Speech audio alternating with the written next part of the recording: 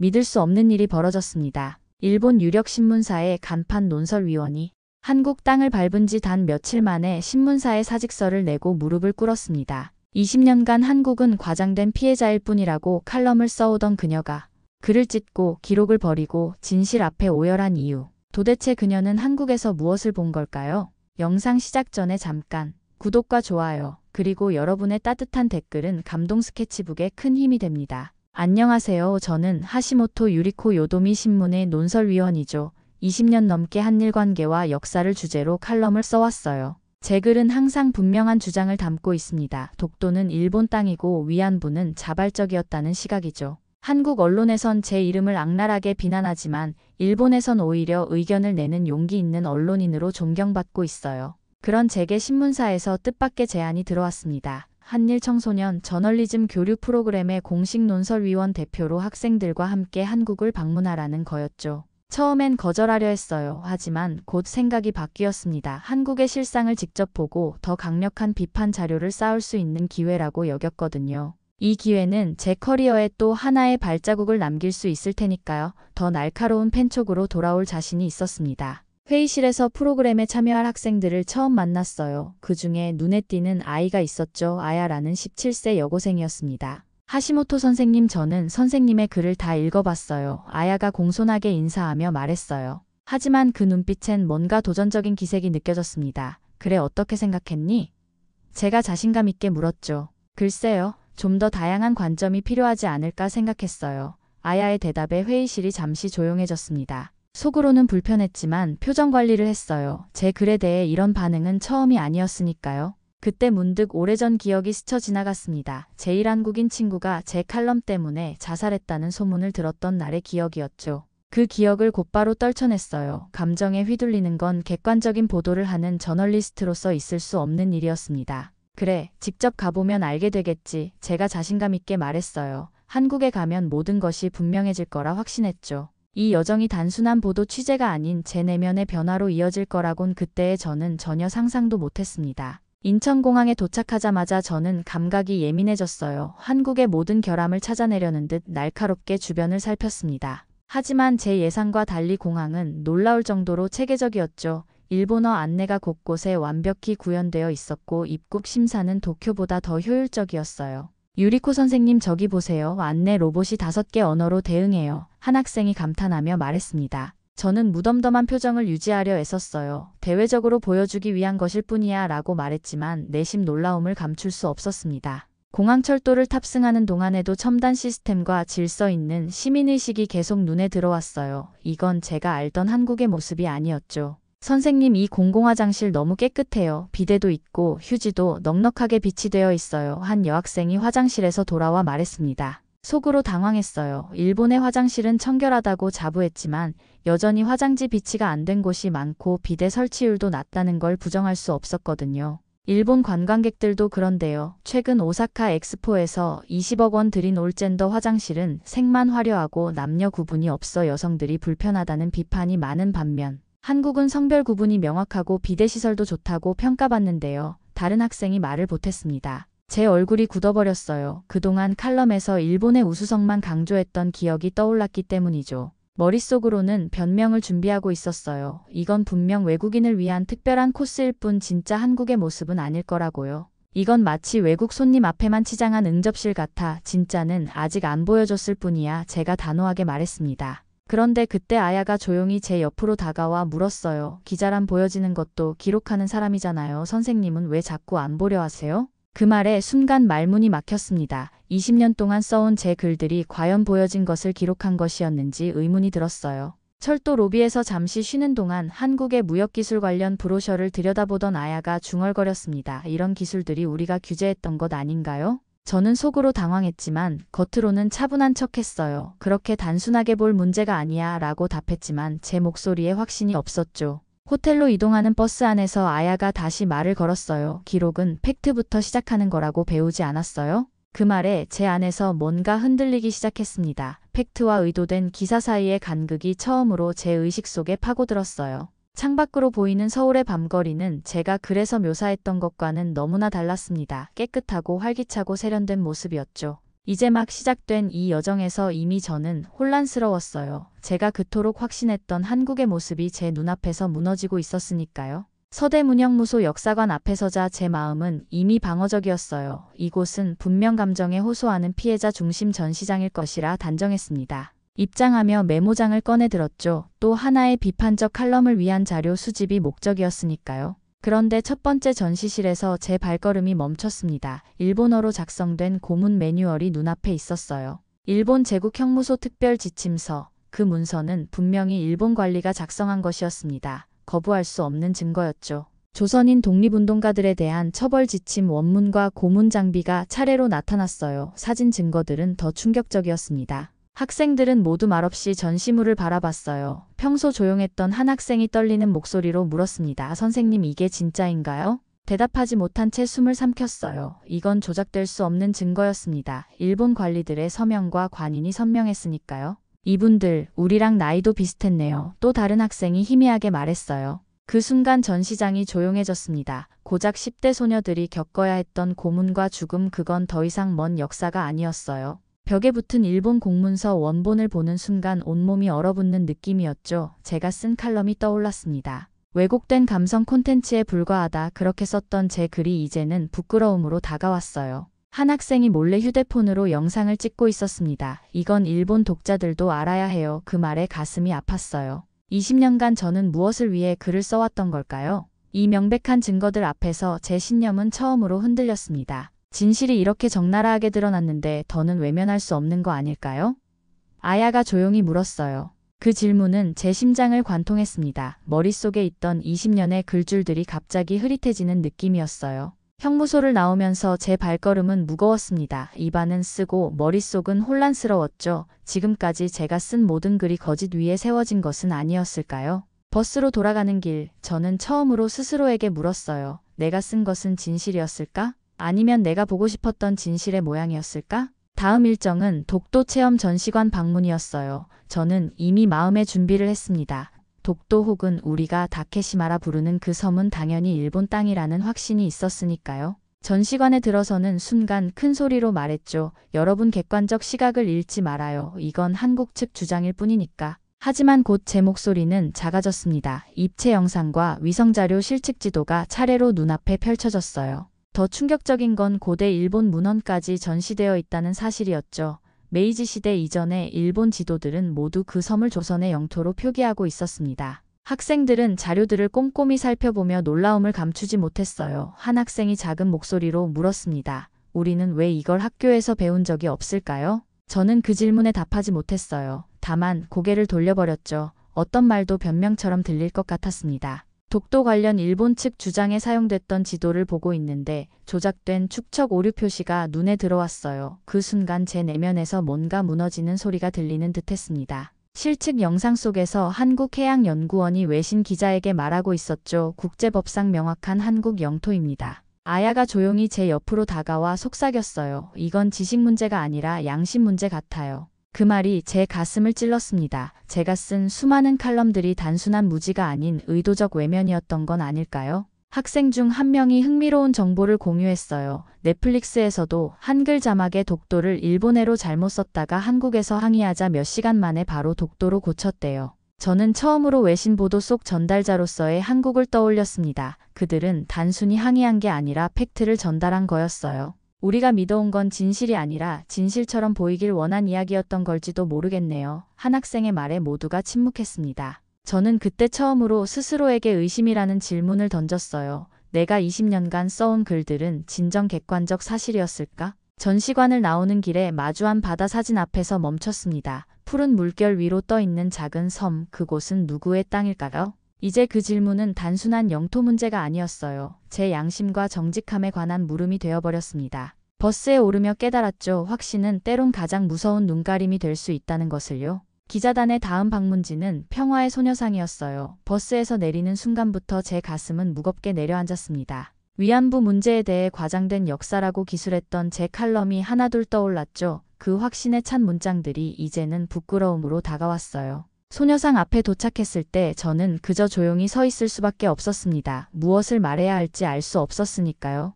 학생들은 하나둘 소녀상 앞에서 묵념을 시작했어요. 아야는 조용히 수첩을 꺼내 무언가를 적기 시작했습니다. 그때 한 여성이 제게 다가왔죠. 안녕하세요. 장민서라고 합니다. 이곳 안내를 맡은 중학교 역사교사예요. 저는 긴장했어요. 그녀가 제 이름을 알아볼까봐 두려웠죠. 하지만 그녀의 얼굴엔 적대감이 아닌 차분함만이 있었습니다. 이 소녀상은 단순한 기념물이 아니에요. 아직 끝나지 않은 이야기의 증인이죠. 장민서는 부드럽게 말했어요. 저는 무거운 침묵 속에서 그녀의 설명을 들었습니다. 그녀는 분노하거나 비난하지 않았어요. 그저 사실을 전달할 뿐이었죠. 우리는 분노를 배우지 않았어요. 다만 기억하고 싶을 뿐이에요. 그 말에 제 눈시울이 뜨거워졌습니다. 장민서는 계속 말했어요. 과거의 기록이 아닌 현재의 마음으로 바라봐 주세요. 이건 일본과 한국의 문제가 아니라 인간으로서의 문제니까요. 저는 끝내 무릎을 꿇지는 못했어요. 하지만 소녀상 옆 벽에 붙은 쪽지 하나에 시선이 멈췄습니다. 내 동생이었다면 나는 용서받을 자격이 있었을까? 그 필체와 이름이 낯설지 않았어요. 몇 년 전 제 칼럼에 항의하던 한 제1한국인 유학생의 글씨체와 놀랍도록 닮아 있었죠. 감정에 휘둘리지 않으려 기억에서 떨쳐냈던 그 학생의 기억이 떠올라 심장이 미친 듯이 뛰었습니다. 그때 아야의 수첩이 눈에 들어왔습니다. 기억은 기록보다 강하다라는 문장이 적혀 있었죠. 정의는 옳은 말을 하는 게 아니라 옳은 자리에 서는 것인지도 모르겠네요. 장민서의 말이 제 마음 깊숙이 파고들었어요. 저는 입술을 꾹 다물고 돌아섰습니다. 누구에게도 보이지 않게 눈물을 삼키면서요. 그동안 저는 정의롭다고 자부해왔습니다. 하지만 이제는 알겠어요. 진정한 정의란 권력자의 편에서 말하는 것이 아니라 진실 앞에 겸허히 무릎 꿇는 것임을요. 장민서라는 진실을 말하되 따뜻한 어른의 존재가 제 내면에 처음으로 사죄의 가능성을 조용히 스며들게 했습니다. 소녀상을 뒤로하고 걸으며 생각했어요. 저는 20년간 누구의 목소리를 대변해왔던 걸까요? 그리고 그 목소리는 진실에 얼마나 가까웠을까요? 부산행 KTX를 타기 위해 서울역으로 향하던 중 갑자기 비상이 걸렸어요. 학생 중 한 명인 료에이가 없어진 겁니다. 마지막으로 본 게 언제죠? 제가 당황해서 물었어요. 학생들은 서로 겁에 질린 얼굴로 고개를 저었습니다. 화장실에 간다고 했는데 돌아오지 않았어요. 한 학생이 떨리는 목소리로 대답했죠. 저는 서울역 안을 뛰어다니며 료에이를 찾기 시작했어요. 이제 막 한국에 대한 인식이 바뀌기 시작했는데 이런 일이 일어나다니 마음이 복잡했습니다. 역 안내소에 실종 신고를 하려는 찰나 한 여학생이 다가왔어요. 혹시 일본에서 오신 분들인가요? 친구를 잃어버리셨나요? 놀라서 쳐다봤죠. 그 여학생은 또래보다 어른스러운 인상이었습니다. 네, 맞아요. 어떻게 아셨죠? 아, 친구분이 길을 잃은 것 같아서 도와드리고 있어요. 제가 데려올게요. 그녀는 유창한 일본어로 대답했습니다. 소라라고 자신을 소개한 그 여학생은 곧 료헤이를 데리고 돌아왔어요. 료헤이는 다행히 안전했습니다. 정말 감사합니다. 제가 고개를 숙여 인사했어요. 첫 번째로 한국인에게 진심으로 감사 인사를 하는 순간이었죠. 소라는 밝게 웃으며 말했어요. 별말씀을요. 저도 외국에 가면 도움받고 싶을 거예요. 학생들이 먼저 기차에 탑승하고 저는 소라에게 작별 인사를 건넸습니다. 그런데 그녀가 뜻밖의 말을 했어요. 사실 선생님이 누군지 알아요. 하시모토 유리코, 일본의 유명한 논설위원이시죠? 순간 얼어붙었어요. 그녀가 저를 비난할 거라 생각했죠. 하지만 이어진 말은 예상과 달랐습니다. 제 할머니가 위안부 피해자세요. 그래도 할머니는 미움보다 이해가 필요하다고 항상 말씀하세요. 그 말에 충격을 받았어요. 당신의 할머니가 위안부였다고요? 제 목소리가 떨렸습니다. 소라는 조용히 고개를 끄덕였어요. 내 할머니는 오랫동안 침묵하셨어요. 하지만 결국 진실을 말씀하셨죠. 그게 할머니를 자유롭게 했대요. 증오를 되돌려받으리라 생각했던 순간 오히려 연민과 용서를 마주한 것이죠. 제 마음속에 무언가 무너지기 시작했어요. 소라는 작은 종이약을 제게 건넸습니다. 선물이에요. 안녕히 가세요. 기차에 오르고 나서야 그 종이약 안쪽에 적힌 메시지를 봤어요. 진실은 말이 아니라 태도예요. 저는 창밖을 바라보며 생각했습니다. 제가 모른다고 생각했던 모든 것들, 사실은 제가 외면했던 거였어요. 그제서야 완전히 무너졌습니다. 20년간 쌓아온 신념의 성이 한순간에 무너져 내렸어요. 하지만 그 무너짐 속에서 새로운 시작이 보이기 시작했습니다. KTX 안에서 학생들이 조용히 저를 바라보며 눈짓하는 게 느껴졌어요. 그들도 제 변화를 알아차린 걸까요? 한국 일정을 마친 마지막 저녁이 찾아왔어요. 호텔 로비에서 학생들과 헤어진 후 제 방으로 돌아와 노트북을 펼쳤습니다. 신문사에서는 이미 연락이 와 있었죠. 귀국 즉시 한국 방문 경험을 담은 칼럼을 기고해 주십시오. 평소라면 자신만만하게 타이핑을 시작했을 거예요. 하지만 이번엔 달랐습니다. 서랍에서 미리 준비해온 원고를 꺼냈어요. 이미 한국 방문 전에 작성해둔 비판적 분석이었죠. 그 원고를 한 장 한 장 읽어내려갔습니다. 한국의 역사 왜곡, 감정적 선동, 증거 없는 주장들. 제 손이 떨리기 시작했어요. 이 문장들은 이제 낯선 사람의 글처럼 느껴졌습니다. 서대문형무소에서 본 일본어 고문 매뉴얼, 독도 전시관의 고지도들, 평화의 소녀상 앞에서 만난 장민서의 차분한 목소리, 그리고 소라가 건넨 종이학의 메시지, 진실은 말이 아니라 태도예요. 준비해온 원고를 손으로 천천히 찢기 시작했어요. 한 장, 두 장, 모든 페이지가 산산조각 났습니다. 찢어진 종이 위로 창문 너머 달빛이 비쳤어요. 20년간의 글줄이 이렇게 무너지는구나 싶었습니다. 다시 노트북 앞에 앉았죠. 새 문서를 열고 한참을 바라보다 마침내 타이핑을 시작했어요. 제목은 단 3단어였습니다. 진실 앞에서. 첫 문장이 손가락 끝에서 흘러나왔어요. 저는 20년간 진실이라고 믿은 것들이 사실은 제가 믿고 싶었던 이야기에 불과했음을 고백합니다. 타이핑 소리가 고요한 호텔 방에 울려 퍼졌습니다. 가슴 속 억눌렸던 무언가가 풀려나는 듯한 해방감이 밀려왔어요. 위안부는 자발적이었다. 그렇게 썼던 제가 이제는 그들의 아픔을 이제야 보기 시작했습니다. 라고 적고 있었죠. 독도는 일본 땅, 그 확신에 찬 주장이 증거를 외면한 채 믿고 싶었던 이야기로 바뀌었습니다. 문득 노크 소리가 들렸어요. 문을 열자 아야가 서 있었습니다. 선생님 잘 쉬고 계세요? 아야의 눈빛이 달라져 있었어요. 그건 기대에 찬 시선이었습니다. 혹시 지금 글 쓰고 계신가요? 그녀가 물었죠. 응, 조금 다른 글을 쓰게 됐어. 제가 미소 지으며 대답했어요. 아야는 제 노트북 화면을 흘끗 보더니 고개를 끄덕였습니다. 곧이어 다른 학생들도 하나둘째 방으로 모여들었어요. 그들은 조용히 제 뒤에 서서 새로운 칼럼이 완성되는 과정을 지켜봤습니다. 아무도 말하지 않았지만 모두의 눈빛에서 응원이 느껴졌어요. 마지막 문장을 타이핑했습니다. 이제부터는 진실을 더는 외면하지 않겠습니다. 제 선언은 조용했지만 강했어요. 한 언론인의 각성이 시작된 순간이었습니다. 귀국 후 제 칼럼은 일본 사회에 적지 않은 파장을 불러일으켰어요. 인터넷은 즉각 반응으로 뜨거워졌습니다. 유리코가 친한파로 돌변했다. 누군가 협박한 게 분명하다. 그런 댓글들이 쏟아졌죠. 신문사에서도 당혹스러운 표정들이 이어졌어요. 20년간 한결같던 논조가 하루아침에 바뀌었으니까요. 비난과 협박 메일이 쇄도했습니다. 익명의 전화는 밤낮 없이 걸려왔고 집 앞에 매국노라는 글귀가 적힌 쪽지가 붙기도 했어요. 하지만 동시에 지지의 목소리도 커져갔습니다. 용기 있는 고백, 진정한 저널리스트의 모습이라는 평가도 있었어요. 일주일 후 한 토크쇼에 출연 요청을 받았습니다. 테마는 저널리즘과 진실이었죠. 방송 스튜디오에 들어서자 긴장이 밀려왔어요. 진행자가 질문을 던졌습니다. 최근 칼럼에서 입장을 바꾸신 이유가 무엇인가요? 스튜디오가 조용해졌죠. 모든 카메라가 저를 향했어요. 저는 한동안 침묵했습니다. 그리고 조용히 한 문장을 꺼냈어요. 저는 이제야 자랑스러운 환상이 아닌 부끄러운 역사의 진실을 마주합니다.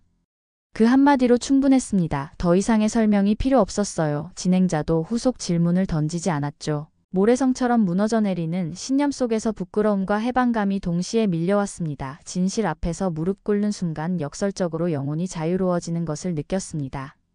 방송이 끝난 후 소셜미디어에는 제 말이 확산되기 시작했습니다. 자랑스러운 환상이 아닌 부끄러운 역사의 진실, 이 문장이 많은 이들의 마음을 울렸어요.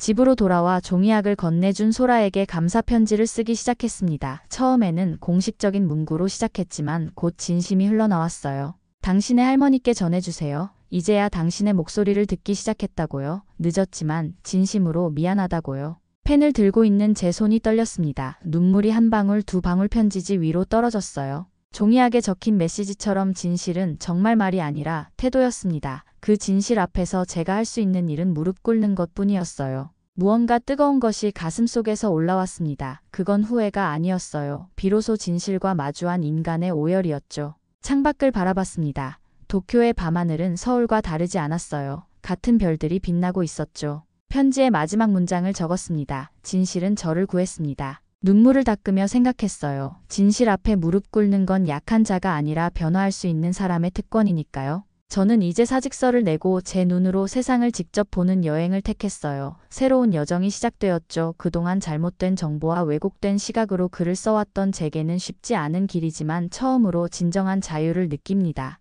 창가에 서서 깊은 숨을 들이마셨어요. 오늘 밤 별들이 유난히 밝게 빛나는 것 같았습니다. 오늘 사연 어떻게 보셨나요?